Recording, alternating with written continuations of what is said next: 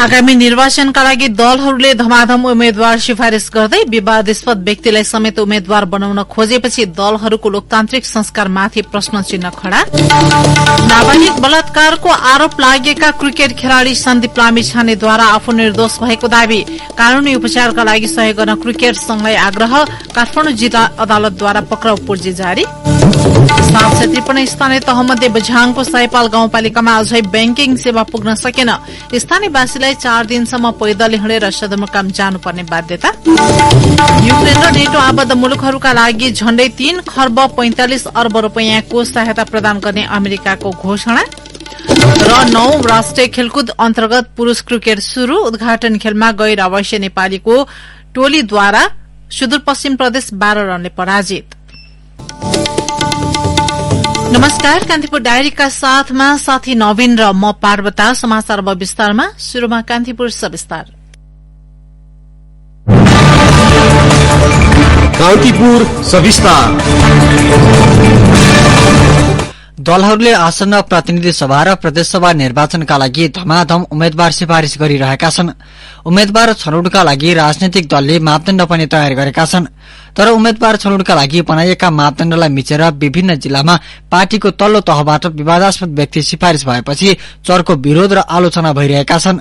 ठूला राजनैतिक दलले नै भ्रष्टाचार, हत्याकाण्ड, गुण्डागर्दी लगायतका कार्यमा संलग्न व्यक्तिलाई उम्मेद्वार बनाउन लागेपछि उनीहरूको लोकतान्त्रिक संस्कारमाथि नै प्रश्न उठ्न थालेका छन्।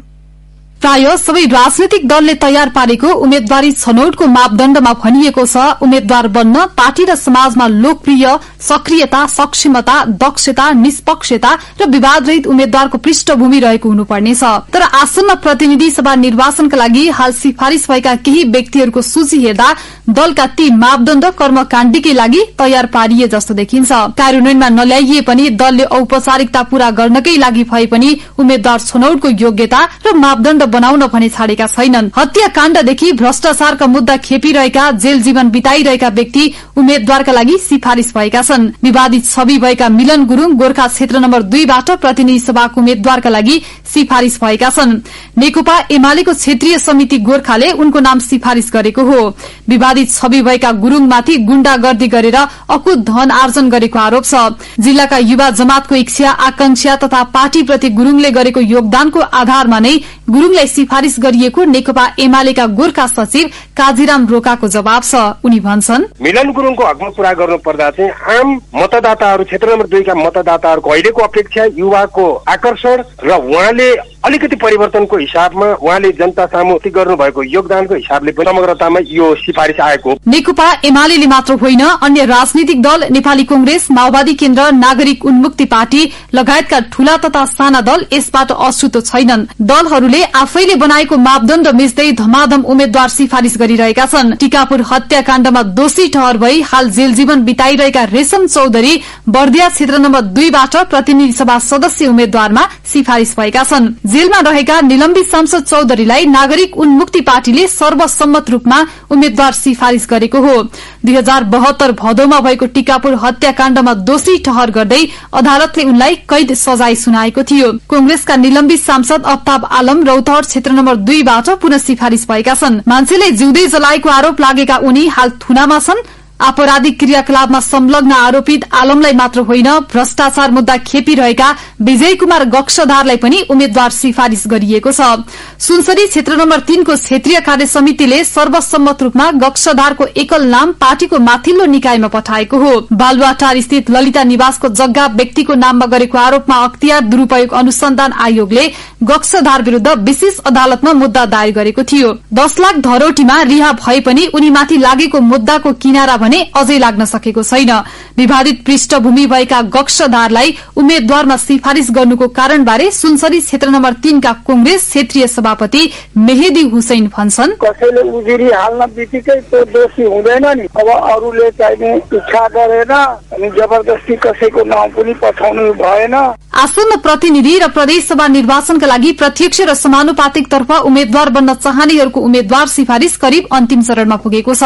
प्रतिनिधि सभा र प्रदेशसभा निर्वाचनमा आफ्नो दावी गर्नेहरूको नाम तल्लो तहबाट माथिल्लो तहमा सिफारिश हुने क्रम जारी छ। पार्टीको तल्लो तहमा कतिपयलाई मापदण्डको विषयमा जानकारी नहुँदा केही विवादास्पद व्यक्तिहरूको उम्मेद्वारी सिफारिश भएर आए पनि केन्द्रले त्यसलाई काटछाट गर्ने नेकपा एमालेका उपमहासचिव प्रदीप गेवालीको तर्क छ।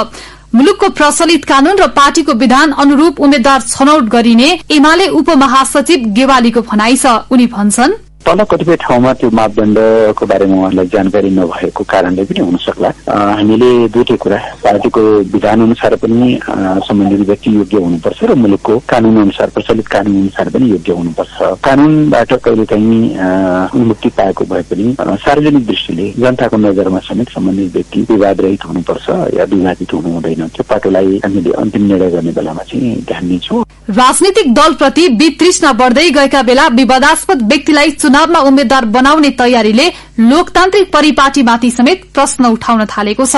आगामी निर्वाचनमा जिल्ला तथा क्षेत्रीय स्तरबाट विवादास्पद व्यक्तिहरूलाई सिफारिश गरिएको प्रति राजनीतिक विश्लेषक केशव दाहालले मतदाताप्रतिको उपेक्षाको संज्ञा दिएका छन्। विवादास्पद व्यक्तिलाई राजनीतिक दलले किन प्रशय दिइरहेका होलान् भन्ने प्रश्नमा राजनीतिक विश्लेषक दाहाल भन्छन्, जे हिसाबले अहिले तलबाट कतिपय विवादास्पद मान्छेहरू सिफारिश भएर आउनुभयो, यो हेर्दा के देखिन्छ भनेदेखि उहाँहरूले मतदातालाई एकदमै धेरै हेप्दै हुनु, इतिहासप्रति दम्ब राख, मैले आन्दोलन गरेर ल्याएको लोकतन्त्र हो, त्यसैले यो लोकतन्त्र, यो गणतन्त्रप्रति रजगज गर्न मैले पाउनुपर्छ, मैले जस्तो उम्मेद्वार उठाए पनि जनताले भोट हाल्नुपर्छ, प्रश्न गर्ने तिमी को हौ भनेर उहाँले चाहिँ मतदातालाई तपाईको अन्याय गर्दै हुनुहुन्छ। राजनीतिक दलले जनपक्षीय उम्मेद्वार भन्दा पनि आफ्ना निकटतम स्वार्थ केन्द्रित व्यक्तिहरूलाई बढ़ी स्थान दिएकै कारण पछिल्लो समय नो भोट तथा राइट टू रिकलको व्यवस्था कार्यान्वयन गर्नुपर्ने आवाज पनि बढ़ी सुनिन थालेको छ। राजनीतिक दललाई सुधार्न नो भोट र राइट टू रिकल व्यवस्थाको कार्यान्वयन गर्नुको विकल्प नभएको विज्ञको ठम्याइ छ।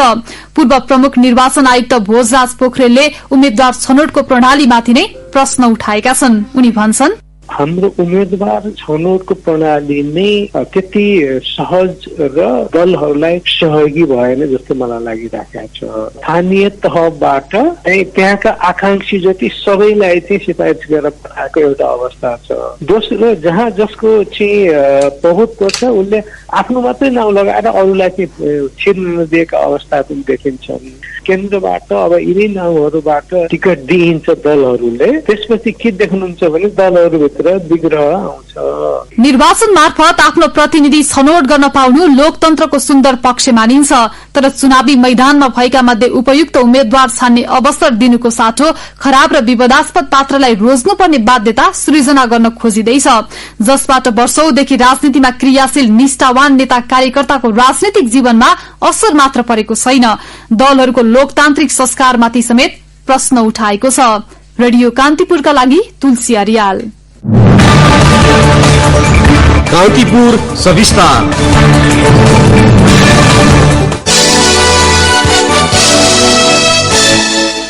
नाबालिग बलात्कारको आरोप लागेका नेपाली राष्ट्रिय क्रिकेट टोलीका कप्तान सन्दीप लामिछानेले आफू निर्दोष रहेको बताएका छन्। हाल जमैकामा रहेका सन्दीपले नेपाल क्रिकेट संज्ञानका कार्यवाहक सचिव प्रशान्त मल्लसँगको टेलिफोन कुराकानीमा आफू घटनामा संलग्न नभएको बताएका हुन्।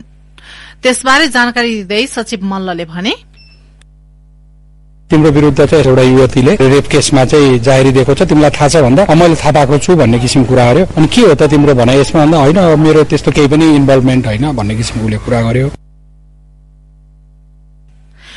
यसैबीच सन्दीपले कानूनी उपचारका लागि सहयोग गर्न क्यानलाई आग्रह गरेका छन्। उनले वकिलको व्यवस्था गरिदिन अनुरोध गरेको मल्लले बताए। क्यानले चाहिँ मलाई हेल्प गरिदिनु पर्यो भनेर मैले कस्तो किसिमको हेल्प भन्दा उसले चाहिँ कानूनी उपचारमा चाहिँ सहयोग गरिदिनु, प्रोफाइलिस्ट लयरहरू चाहिँ मेरो लागि हायर गरिदिनु पर्यो भन्ने किसिमको कुरा गर्यो।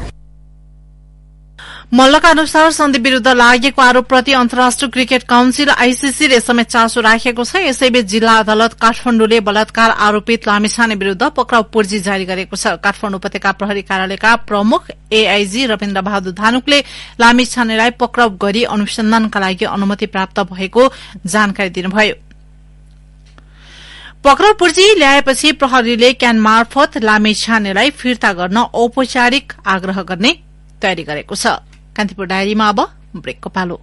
ब्रेकपछि अब बाँकी प्रसंग। सुदूरपश्चिम प्रदेशको बझाङ जिल्लाको साइपाल गाउँपालिकामा अहिले कुनै पनि बैंक पुगेका छैनन्। देशभरका गरी 753 स्थानीय तह मध्ये साइपाल गाउँपालिकामा मात्रै बैंकिङ सेवा पुग्न नसकेको हो, जसले गर्दा त्यहाँका बासिन्दालाई बैंकिङ कारोबारका लागि 3 देखि 4 दिनको पैदल हिँडेर जिल्ला सदरमुकाम चैनपुर जानुपर्ने बाध्यता छ। एक रिपोर्ट।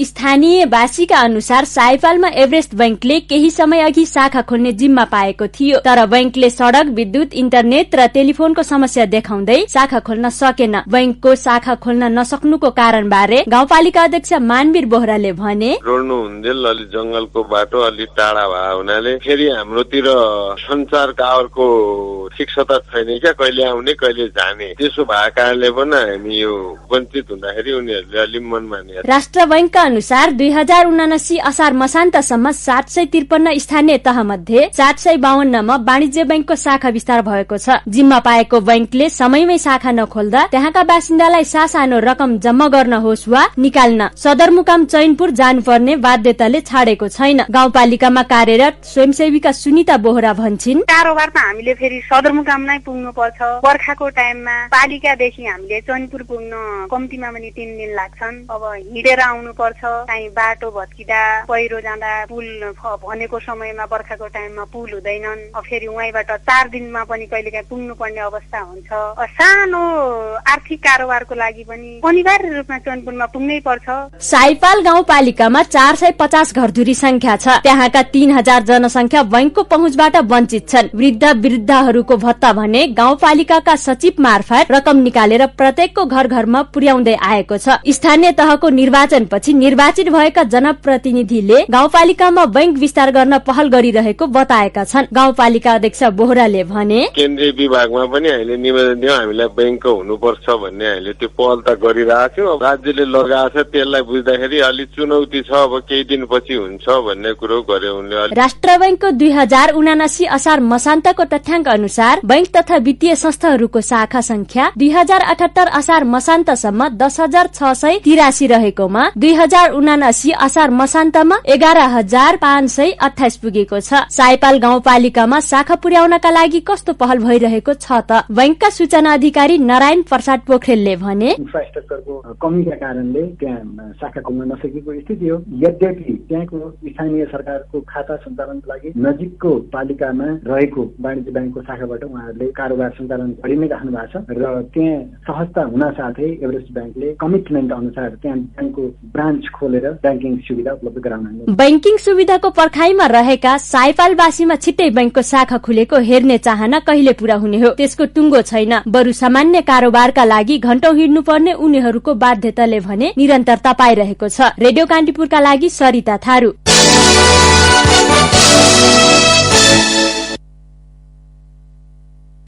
आगामी निर्वाचनमा सीट बाँडफाँडका लागि गठित सत्तारूढ़ 5 दलीय गठबन्धनको कार्यदलले सहमतिको प्रारम्भिक खाका शीर्ष तहका नेताहरूलाई बुझाउने गृह कार्य गरिरहेको छ। सहमतिको अन्तिम खाका पार्टीका शीर्ष नेतालाई बुझाउनु अघि अहिले कार्यदलको बैठक प्रधानमन्त्री निवास बालुवाटारमा बसिरहेको छ। बैठक पश्चात सहमतिको प्रारम्भिक खाका प्रत्येक पार्टीका शीर्ष नेतालाई पार्टीबाट प्रतिनिधित्व गर्ने कार्यदल सदस्यले आजै बुझाउने कार्यदल सदस्य एवं नेपाली कांग्रेस नेता कृष्ण सिटौलाले जानकारी दिनुभयो। मंगिर 4 गतेका लागि तय भएको प्रतिनिधि र प्रदेशसभा सदस्य निर्वाचनमा सीट बाँडफाँडको गृह कार्यमा जुटेको कार्यदलले प्रतिनिधि सभातर्फ 88 निर्वाचन क्षेत्रमा हिजो सहमति गरेको छ। सोही सहमतिको प्रारम्भिक खाका शीर्ष नेताहरूलाई बुझाउन लागि कार्यदलका सदस्यहरूले जनाएका छन्। प्रधानमन्त्री शेरबहादुर देउवाले सत्ता गठबन्धन दलबीच सीट बाँडफाँडको विषय चाँडै टुङ्गो लाग्ने बताउनु भएको छ। बागमती प्रदेशका कांग्रेस जिल्ला सभापतिहरूसँगको भेटमा प्रधानमन्त्री देउवाले सबै दललाई न्याय हुने गरी गठबन्धनमा सीटको बाँडफाँड गरिने बताउनु भएको हो। दोलखाका जिल्ला सभापति बर्मा लामाले आफूले छिटो सीट संख्या मिलाउन प्रधानमन्त्री देउवालाई आग्रह गरेको बताउनुभयो। यसैबीच नेपाली कांग्रेसका नेता डाक्टर शेखर कोइरालाले निर्वाचनमा कांग्रेसको एकल बहुमत सहित सरकार बनाउन गठबन्धन गर्न लागेको बताउनु भएको छ। धनुषाको जनकपुर धाममा आयोजित कार्यक्रममा कोइरालाले 5 वर्षसम्म कांग्रेसको नेतृत्वमा सरकार बनाउन कम्तीमा 100 सीटमा प्रत्यक्ष निर्वाचनका लागि प्रतिस्पर्धा गर्नुपर्ने बताउनु भएको हो। गठबन्धनका कारण घट्ने सीटको समानुपातिक मतमा समस्या हुने उहाँको भनाइ थियो।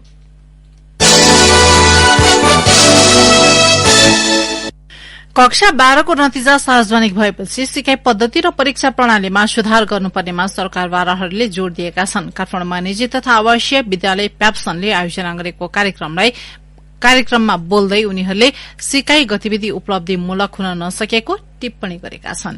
एक रिपोर्ट। कक्षा 12 को नतिजा कमजोर देखिएको भन्दै परीक्षा प्रणालीमै सुधारको लागि आवाज उठ्न थालेको छ। गत साता राष्ट्रिय परीक्षा बोर्डले नतिजा सार्वजनिक गरेपछि शिक्षा क्षेत्रसँग सरोकार राख्ने निकायका प्रतिनिधिले परीक्षा प्रणालीको सुधारमा जोड़ दिएका छन्। निजी विद्यालयहरूको संस्था प्याप्सनका अध्यक्ष डीके ढुङ्गानाले गुणस्तर वृद्धिका लागि परीक्षा र मूल्याङ्कनमा सुधार ल्याउनु पर्ने बताउँछन्। उनले भने परीक्षा र मूल्याङ्कनमा समस्या आयो, त्यसलाई कसरी इम्प्रुभ गर्ने समस्या गर्यो। म परीक्षा बोर्डलाई या चाहिने परीक्षा कार्यालयलाई या मन्त्रालयलाई सुधार कहाँ छ, प्रब्लमहरू कहाँ छ भन्ने विषयमा एउटा उठान हो, हामीले एउटा प्रयास गरेको। विज्ञहरूको अनुसार विद्यार्थीको सिकाइ संस्कृतिमा देखिएको कमजोरीले समेत उनीहरूको परीक्षालाई असर पारिरहेको छ। सिकाइ पद्धतिमा रूपान्तरण नभएसम्म परीक्षा प्रणालीको सुधारले मात्र गुणस्तर बनाउन नसक्ने कतिपय विज्ञहरूको भनाइ छ। काठमाडौँ विश्वविद्यालयको शिक्षा संकायका डीन बालचन्द्र लुइटेलले सिकाइ पद्धतिमा परिवर्तन आवश्यक भएको बताए। समस्या परीक्षामा होइन, सिकाइमा। अब करिकुलम पनि साधन मात्रै हो, साध्य चाहिँ सिकाउनु नै हो। फेरि पाठ्यक्रम भनेकै उसको जिज्ञासा हो। मलाई पाठ्यक्रममा धेरै समस्या जस्तो लाग्दैन। हाम्रो शिक्षालाई बुझ्ने हाम्रो संस्कृतिमा चाहिँ समस्या छ। त्यसैले हामीले के कुरा बुझौँ अहिले भने विद्यार्थीलाई रोक्न पाइँदैन, विद्यार्थीलाई राम्रो पढाउनु पर्छ। परीक्षा साधन मात्रै हो, साध्य होइन। साध्य सिकाउनु स्वयं हो। शिक्षक भनेको खोज्ने, क्रिएटिभ कुरा गर्ने होइन, के कुरा एक्सप्लोर गर्न सकिन्छ, के कुरा नयाँ गर्न सकिन्छ, त्यो चाहिँ शिक्षक हो। यता राष्ट्रिय परीक्षा बोर्डले भने विद्यार्थीले प्राप्त गरेको परीक्षाफललाई मात्र मूल्याङ्कनको आधार बनाउन नहुने बताएको छ। बोर्डका अध्यक्ष डाक्टर महाश्रम शर्माले कक्षा कोठाको शैक्षिक वातावरण, सिकाइप्रति चासो लगायत विषयमा समेत सुधार गर्नुपर्ने बताए। मूल्याङ्कन प्रणाली हामीले चाहिँ फ्लेक्सिबल हामीले पठन पाठनको कुराहरू चाहिँ गर्यौँ। ठिक छ, टिचिङ लर्निङ लिबरल छ, टिचिङ लर्निङ लिबरल हो, तर हामी टिचिङ लर्निङ लिबरल भनेर हामीले कन्टिन्युअस इभ्यालुएसन र हामीले लिबरल प्रमोसन पोलिसी गरेर बच्चालाई केही पनि नजान्ने गरिकन माथि उठाउनको लागि यो लिबरल पोलिसी होइन। हामी कस्तो प्र्याक्टिस गर्यौँ हाम्रा स्कुलमा भने लिबरल प्रमोसन पोलिसी चाहिँ छ। लिबरल प्रमोसन पोलिसीले त्यो बच्चा जस्तो सुकै होस् न, तल्लो कक्षाबाट बलजबत माथि चाहिँ लग्यौँ, अनि माथि तल अन्तिममा गएर हामीले रोक्ने कुरा गर्यौँ। समस्या त त्यही नै आएको छ अहिलेसम्म त। शिक्षाको गुणस्तर सुधार्न सबैभन्दा पहिलो भूमिका भनेको शिक्षकको हो भनिन्छ। त्यसैले कक्षा 12 को नतिजापछि उत्पन्न चिन्ता र चासो सम्बोधनका लागि क्षमतावान शिक्षक र गतिलो शैक्षिक वातावरण निर्माणको आवश्यकता बढ्दै गएको छ। रेडियो कान्तिपुरका लागि असीम सापकोटा। काठमाडौँ महानगरपालिकाले नेपाली सेनाको मुख्यालय, नेपाल प्रहरी प्रधान कार्यालय र समाज कल्याण परिषदलाई बहाल कर बुझाउन पत्राचार गरेको छ। महानगरको राजस्व विभागले ती कार्यालयलाई पत्राचार गर्दै काठमाडौँ महानगरपालिकाको सम्बन्धित कार्यालयमा बहाल कर बुझाउन निर्देशन दिएको छ। बहाल कर बुझाउन पटक पटक ताकेता गर्दै आए पनि हालसम्म कर नबुझाएका कारण पत्र प्राप्त भएको 10 दिनभित्र वडा कार्यालयमा जरिवाना सहितको रकम बुझाउन महानगरपालिकाले आग्रह गरेको छ। यस्तै महानगरपालिकाले महानगर क्षेत्रभित्र सञ्चालित त्रिभुवन विश्वविद्यालयका आङ्गी क्याम्पसहरू सहित वीर अस्पताल र दशरथ रंगशालालाई बहाल कर बुझाउन ताकेता गरेको छ। महानगरले शंकरदेव, रत्नराज्य, लक्ष्मी, आरआर, नेपाल ल, यसैगरी नेपाल कमर्स र सरस्वती बहुमुखी क्याम्पसले आफ्नो क्षेत्रभित्र बहालमा लगाई आमदानी गरेको तर बहाल कर नतिरेको भन्दै कर तिर्न आग्रह गरेको हो। पछिल्लो पटक नेपालमा 227 जनामा कोरोना भाइरस संक्रमण पुष्टि भएको छ। स्वास्थ्य तथा जनसंख्या मन्त्रालयका अनुसार 4401 जनामा गरिएको नमूना परीक्षणबाट सो संख्यामा संक्रमण पुष्टि भएको हो। 168 जना संक्रमण मुक्त भएका छन्। थप 1 जनाको कोरोना संक्रमणका कारण मृत्यु भएको मन्त्रालयले जनाएको छ। मुलुकभर 2473 जना सक्रिय संक्रमित रहेको मन्त्रालयको तथ्याङ्कमा उल्लेख छ।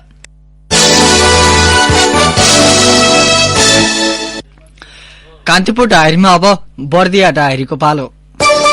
बर्दिया डायरीबाट कमल पन्थीको नमस्कार। बर्दिया कारागारका कैदीबन्दीमा छाला सम्बन्धी रोग फैलिँदै गएको छ।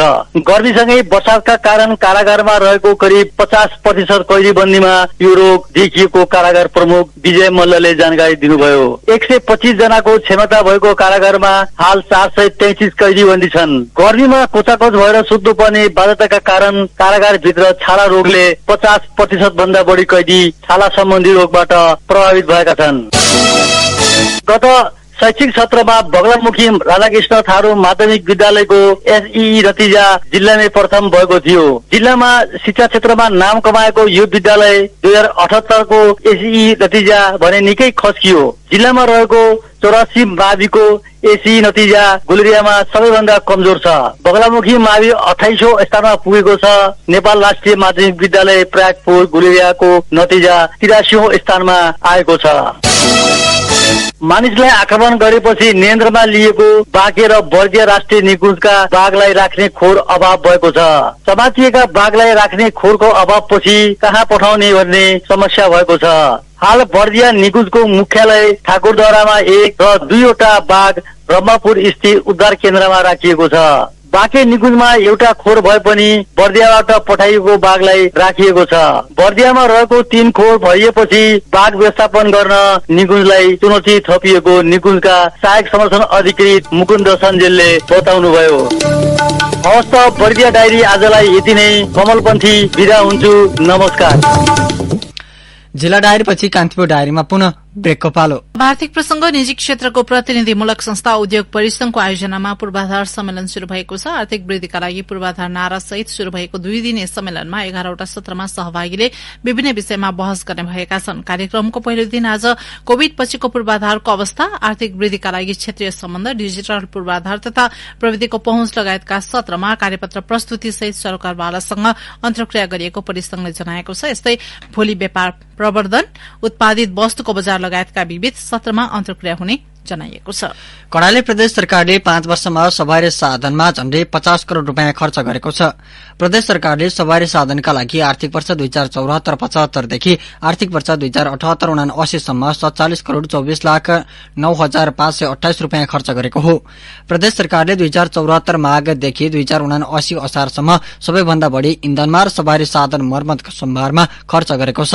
केन्द्र सरकारले चालू आर्थिक वर्षमा नयाँ सवारी साधन खरिद गर्ने घोषणा गरे पनि कर्णालीले चालू आर्थिक वर्षमा केन्द्र सरकारले चालू आर्थिक वर्षमा नयाँ सवारी खरिद नगर्ने घोषणा गरे पनि कर्णालीले चालू आर्थिक वर्षमा पनि सवारी साधन खरिदमा 13 करोड़ 39 लाख 46 हजार रूपियाँ विनियोजन गरेको हाम्रा सहकर्मीले जनाएका छन्। शेयर कारोबार हुने साताको 5औं दिन नेप्चे घटेको छ। हिजो 11.97 अंकले घटेको बजार आज 2.13 अंकले घटेर 1937.47 बिन्दुमा पुगेको छ। यस्तै ठूला कम्पनीहरूको मापन गर्ने सेन्सिटिभ परिसूचक 0.54 अंकले घटेर 376.84 बिन्दुमा पुगेको छ। आज 227 वटा कम्पनीको 34,01,762 किता शेयर खरिद बिक्री हुँदा 1 अर्ब 4 करोड़ 44 लाख भन्दा बढ़ी कारोबार भएको नेपाल स्टक एक्सचेन्जले जनाएको छ।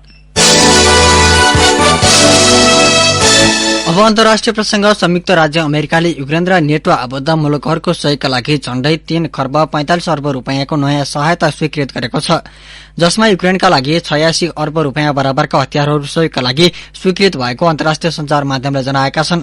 रक्षा मन्त्री लोयड अस्टिनले जर्मनीको रामस्टोन स्थित अमेरिकी एयर बेसमा आयोजित बैठकमा सहायता प्याकेजको घोषणा गर्नुभएको हो। अमेरिकाले यसअघि नै युक्रेनका लागि कम्तीमा 16 खर्ब 57 अर्ब रूपियाँको सैन्य सहायता दिने प्रतिबद्धता जनाइसकेको थियो।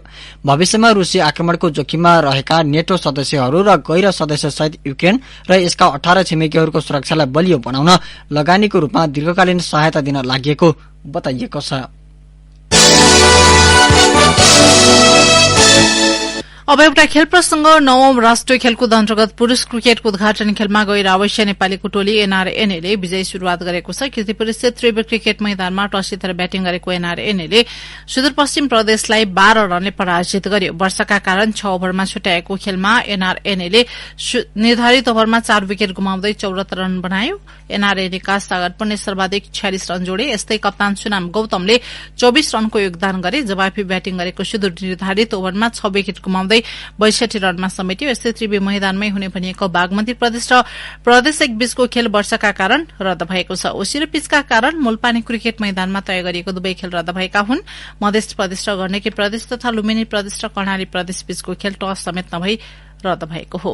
अन्त्यमा बुलेटिनका प्रमुख प्रसंग पुनः एकपटक। आगामी निर्वाचनका लागि दलहरूले धमाधम उम्मेद्वार सिफारिश गर्दै विवादास्पद व्यक्तिलाई समेत उम्मेद्वार बनाउन खोजेपछि दलहरूको लोकतान्त्रिक संस्कारमाथि प्रश्न चिन्ह खड़ा। नाबालिग बलात्कारको आरोप लागेका क्रिकेट खेलाड़ी सन्दीप लामिछानेद्वारा आफू निर्दोष भएको दावी कानूनी उपचारका लागि सहयोग गर्न क्रिकेटसँग आग्रह काठमाडौँ जिल्ला अदालतद्वारा पक्राउ पर्ची जारी 753 स्थानीय तहमध्ये बझाङको सयपाल गाउँपालिकामा अझै ब्याङ्किङ सेवा पुग्न सकेन स्थानीयवासीलाई 4 दिनसम्म पैदल हिँडेर सदरमुकाम जानुपर्ने बाध्यता युक्रेन र नेटो आबद्ध मुलुकहरूका लागि झण्डै 3 खर्ब 45 अर्ब रूपियाँको सहायता प्रदान गर्ने अमेरिकाको घोषणा र 9औं राष्ट्रिय खेलकुद अन्तर्गत पुरूष क्रिकेट शुरू उद्घाटन खेलमा गैर आवासीय नेपाली टोलीद्वारा सुदूरपश्चिम प्रदेश 12 रनले पराजित। हवस् त यिनै प्रसंगसँगै कान्तिपुर डायरीको यो बुलेटिन यही सकिन्छ। 8 बजे सेक्युरिटी एन्ड क्राइम डायरी हुनेछ। साथी नवीन र म पार्वता आज्ञा माग्छौं। नमस्कार।